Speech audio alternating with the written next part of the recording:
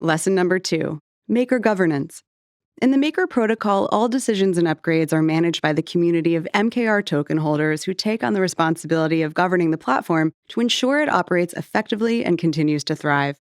Each MKR token gives its owner one vote per proposal. Proposals might include changes to the cryptocurrencies the protocol accepts as collateral, or an adjustment to the operational model or stability fee. The stability fee is a variable rate that reflects the cost paid by borrowers who deposit collateral in order to generate DAI. Because DAI is not mined and minted only when collateral is deposited by borrowers, the cost to borrow directly affects the amount of DAI in circulation and, in turn, its market value. By voting to change the stability fee, Margaret and the global community of MKR token holders can change the incentives that impact the supply of DAI in order to keep its price as close to $1 as possible. For example, if DAI's market price falls below $1, the community could pass a proposal to increase the stability fee. This would help to decrease the amount of DAI in circulation, potentially raising its price.